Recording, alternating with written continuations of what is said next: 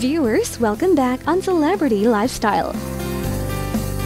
Setelah tadi kita sudah melihat beberapa gerakan acro yoga dari sang masternya. Kini kita akan diberitahukan tips bagaimana melakukan gerakan acro yoga secara benar. Nah, dalam acro yoga ini banyak sekali teknik-teknik yang terkadang itu dilakukan, memang sering banget diikutin gitu ya untuk para viewers di rumah, tapi sering dilakukan kadang salah, makanya jadi nggak dapat. Kenapa nih nggak dapatnya? Nah, paling banyak itu pertanyaan di gerakan ini, disebut dengan gerakan flag pose. Dan Dr. Erlin ini paling jago gerakan ini. Jadi pas banget kalau saya akan memberikan tipsnya bareng Dr. Erlin di gerakan flag pose ini. Oke, siap. Tangannya terkait, lihat tangannya. Ini disebut dengan acro yoga handshake. Sekarang kita contohin dulu yang benarnya dulu. Satu kaki letakkan di paha, jari-jari menghadap ke depan, ya. Kaki sebelah kiri. Kaki sebelah kanan siap-siap naik, langsung yang benar naik ke atas ke leher. Yes. Lihat di bagian belakang leher saya, kakinya terkait mengikuti bentuk leher. Kita bilangnya hook sesuai bentuk leher. Kalau sudah stabil di sini, baru lepas satu tangan. Hanya di sini saja. Untuk pemula, pastikan tetap pegangan dan tangan base memegang kakinya tetap erat supaya untuk menjaga tetap stabil. Kesalahan yang paling sering terjadi adalah di saat naik, flyernya itu tiduran, ya. Bisa dokter boleh sedikit contohin kalau tiduran sedikitnya gimana? Ini yang pernah tiduran seperti ini, sehingga akhirnya malah jadi berbaring ke belakang. Itulah perlunya spotter ataupun orang ketiga untuk membantu. Oke, kita lanjutkan. Naik yang benar, inhale, exhale, flat. Good job, bagus banget. Lihat lagi kakinya. Kalau sudah advance, bisa buka tangannya dulu.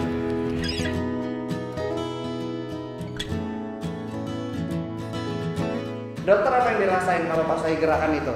Gimana caranya bisa dokter tuh bisa merasakan mudah di gerakan itu? Karena itu salah satu gerakan yang paling challenging loh biasanya buat para yogis. Karena guru saya Fajar mengajarkan dari awal. Jadi pernafasan saya harus benar, terus otot perut ditakin, benar-benar dibangunin.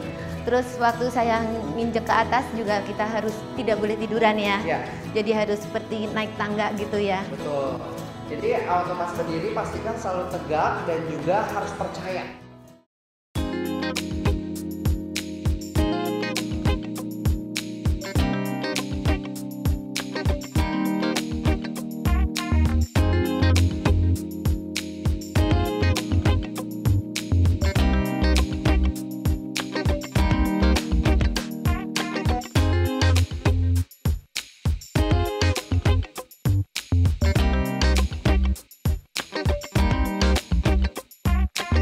Kalau masih kuat, bisa berbaring pelan-pelan.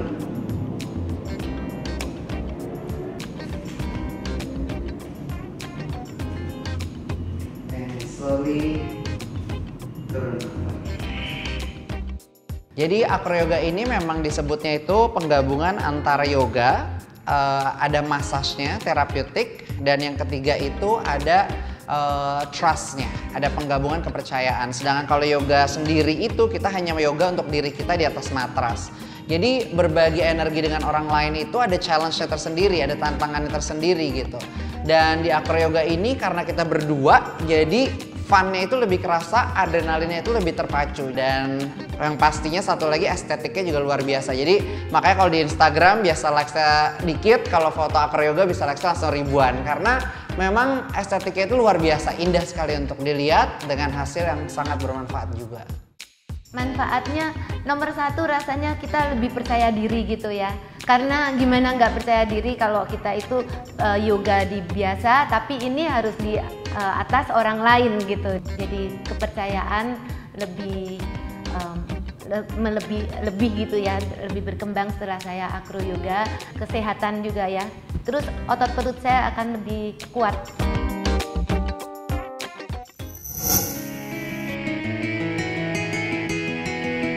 Selain rutin melakukan acro yoga, wanita cantik satu ini juga menyukai tarian Latin hingga mengikuti beberapa lomba di berbagai negara. Jadi saya kalau beryoga itu kira-kira 2 kali dalam seminggu. Nah setelah itu saya juga melakukan kegiatan menari, dansa Latin, dan dansa ballroom. Kebetulan saya juga melakukan kayak pertandingan gitu, jadi setiap pertandingan kita perlu persiapan. Nah persiapannya itu benar-benar kita harus intensif, harus rutin. Setiap hari kalau udah mendekatin pertandingan paling sedikit 3-4 jam gitu untuk latihannya. Jadi kegiatan menari itu pertandingannya ada di beberapa negara kayak Australia, ada Korea, di Hong Kong, China, juga London. Jadi untuk saya sendiri yang paling berkesan mungkin di Blackpool ya. Blackpool itu suatu tempat yang diimpikan untuk semua pedansa, karena dari situ tuh suatu tempat bertemunya pedansa seluruh dunia gitu. Waktu saya masuk di Blackpool, saya tanding kelas kategori Pro M, saya mendapatkan dua kejuaraan champion, ikut 2 dan dua-duanya champion kebetulan.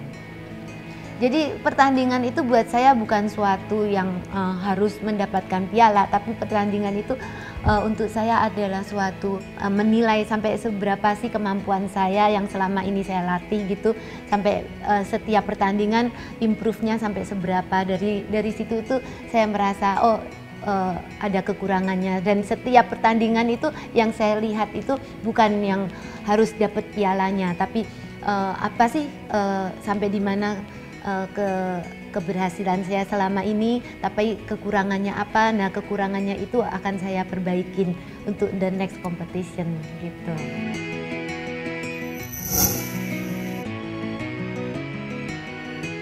Well viewers, jangan kemana-mana, karena setelah jeda berikut ini, Celebrity Lifestyle segera kembali.